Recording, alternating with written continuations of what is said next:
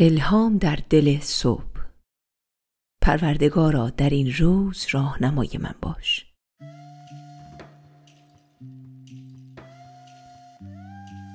در این صبح زیبا که چشم به روی روزی نو باز می کنید، لحظه‌ای بی نظیر در اختیار دارید تا با دلی گشوده و آرام برخیزید. دستان خود را به سوی آسمان بلند کنید و با تمام وجود بگویید: خداوندا در این روز زیبا راهنمای من باش. این جمله ساده می تواند سرآغاز تحولی عمیق در روزتان باشد. با صداقت و عشقی خالصانه از پروردگار بخواهید که شما را راهنمایی کند. به او بگویید که ای خداوند، رسالتی که امروز برایم مقدر کرده ای را به من نشان بده. چه باید بکنم؟ به کجا باید بروم؟ چه جمله‌ای باید بر زبان بیاورم؟ این لحظه تسلیم و سپردن خود به هدایت خداوند است. لحظه‌ای که از او حکمت و روشنایی می‌طلبید. سپس چشمانتان را ببندید و به خود اجازه دهید تا الهامات الهی در قالب عبارات تأکیدی در وجودتان جاری شود. با دقت گوش فرا دهید. چه جمله‌ای به ذهن شما می آید؟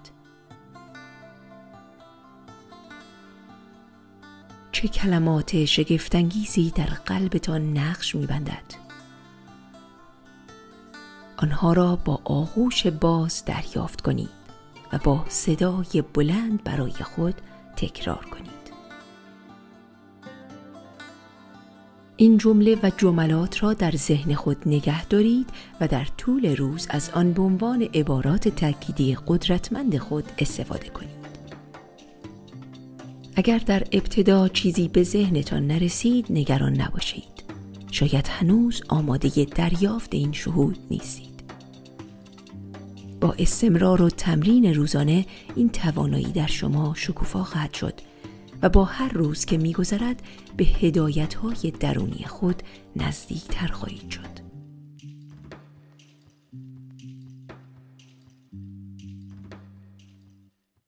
اینک چشمان خود را ببندید و دستانتان را بر روی قلب خود قرار دهید.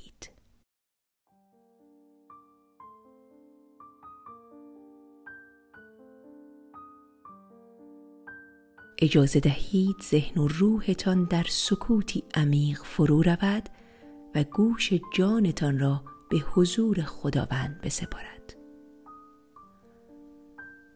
از او درخواست کنید که راه امروزتان را برایتان روشن کند. مسیری که باید بروید و کارهایی که باید انجام دهید را به شما نشان دهد.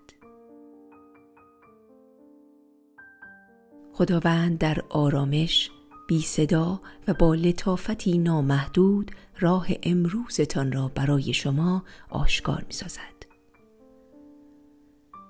به الهاماتی که به قلبتان می‌آید اعتماد کنید و یقین داشته باشید که هدایت الهی همواره با شماست. حس کنید که خداوند با هر نفس همراه شماست و شما را برای قدم‌های امروز آماده می‌کند.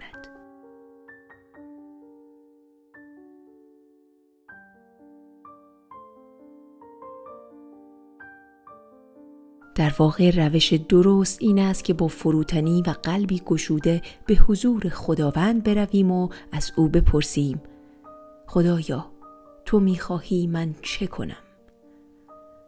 آیا باید این رابطه را آغاز کنم؟ آیا باید این پروژه جدید را شروع کنم؟ آیا باید به نزد این دوست بروم و از او معذرت خواهی کنم؟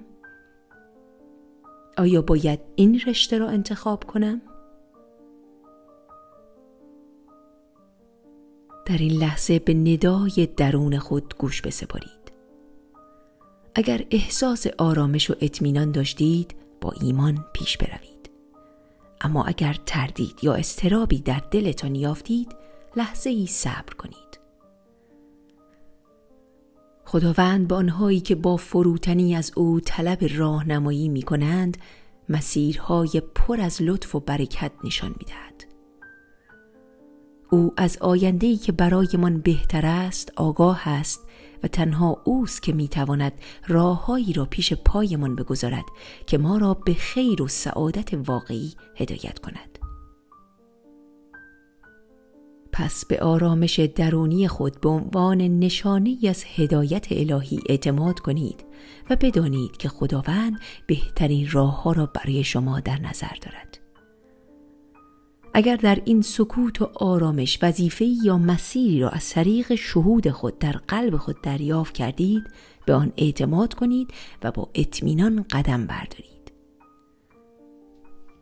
بدانید که خداوند همیشه با شماست و این الهام چراغ راه شماست. شاید نشانه‌ای کوچک، یک فکر یا یک حس عمیق شما را به سمت آنچه که باید انجام دهید راهنمایی کند. پس به قلب خود توجه کنید. امروز اگر در قلب خود احساس کردید که باید به کسی کمک کنید، گامی به سوی این هدف بردارید. بدون تردید پیش بروید. این شهود نشانه‌ای از جانب خداوند است که به شما نشان می‌دهد امروز چگونه می‌توانید رشد کنید، برکت بدهید و برکت بگیرید و در هماهنگی با خواست الهی زندگی کنید.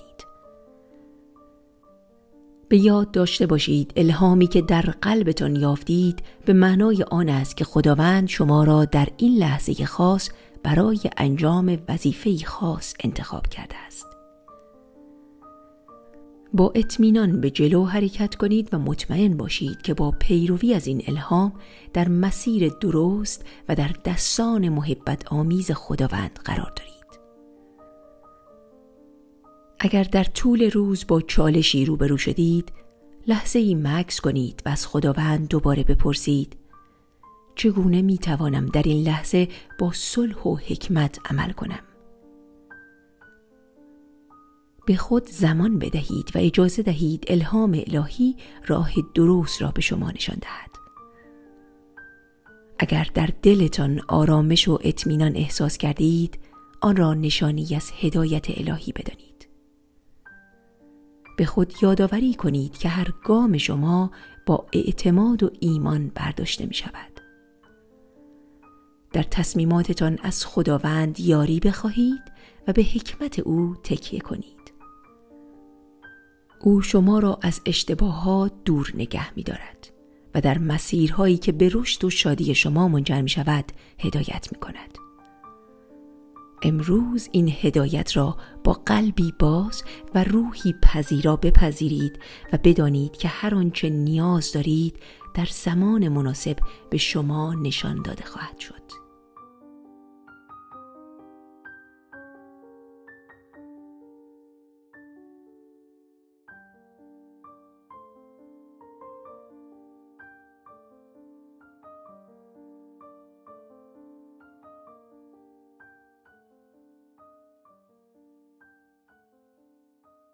آری عزیزان دلم، هر روز که از خداوند حکمت می‌خواهید، این نشانه‌ای از وابستگی و اعتماد شما به اوست. این فروتنی خداوند را خوشنود می‌کند و طبق وعده‌های کتاب مقدس او شما را بلند خواهد کرد. تصور کنید که اگر در لحظات بحرانی به جای تکیه به قدرت و عقل خود از خداوند کمک می‌خواستید، چقدر می‌توانستید از اشتباهات و سختی‌ها در امان باشید. تلاش نکنید که همه راه‌ها را خودتان طی کنید. هر روز صبح به یاد داشته باشید که سفیر آرامش باشید. انعطاف پذیر بمانید و حتی اگر همه چیز آنطور که می‌خواهید پیش نرفت، لبخند بزنید و به حرکت خود ادامه دهید. خداوند می‌خواهد که هر روز به فکر برکت دادن خود و دیگران باشید، حتی اگر این برکت تنها یک کلمه محبت آمیز باشد. هرچه بیشتر به دیگران نیکی کنیم، شادی و رضایت درونمان فزونی خواهد یافت.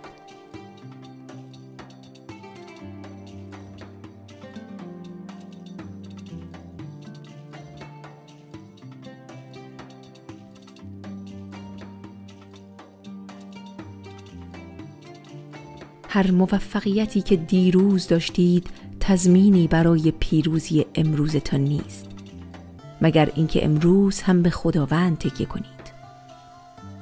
دیروز به خداوند اعتماد کردید و امروز هم باید همین کار را بکنید. با تمام ضعف‌ها و محدودیت‌هایی که داریم باید به یاد داشته باشیم که قدرت خداوند بی پایان است. ما باید به او بگوییم که خداوندا در ضعف‌هایم مرا قوی نگه دار. تو قدرت داری که مرا هر روز دگرگون کنی. به من قدرت بده. به من از قدرت خود ببخش. ضعف‌های ما نباید مانعی باشند، چرا که قدرت خداوند می‌تواند آنها را به نیروی عظیم تبدیل کند. می‌دانید معجزات زمانی رخ می‌دهند که ایمان به قدرت خداوند در دل‌هایمان زنده است. پس هر روز صبح با این باور به نزد خداوند بروید و بگویید: خداوندا، امروز مرا هدایت کن.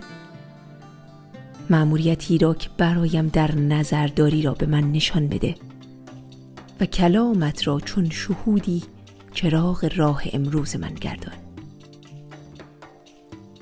عشق ما بر ما، مینالیزا.